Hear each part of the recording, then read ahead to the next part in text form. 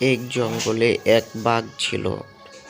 সে প্রতিদিন শিকার করার পর এই জঙ্গলে বসে আরাম করত। বাঘের ভয়ে কেউ এই জঙ্গলে যেতে পারত না। নানা রকম গর্জন করত, তার ভয়ে কেউ যেতে পারত না এই জঙ্গলে।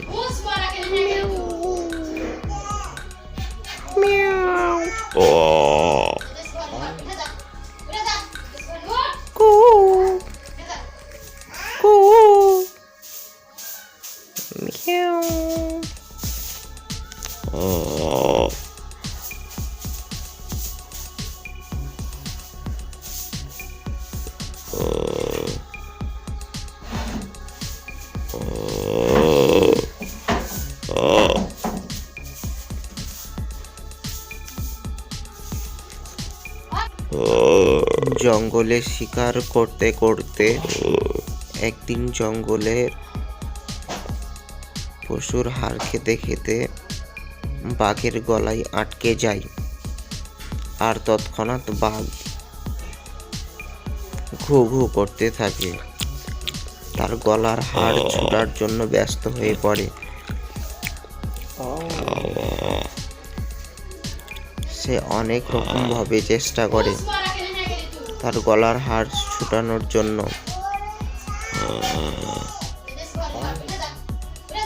ক্রমাগত চেষ্টা করতেই থাকে, কিন্তু কোনো লাভ হয় না।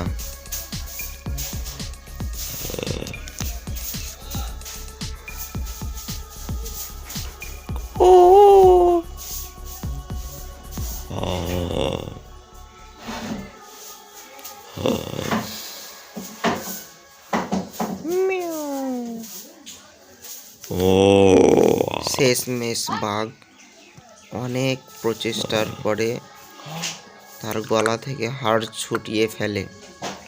তারপর সে অন্য এক জঙ্গলে গিয়ে বসবাস করতে শুরু করে।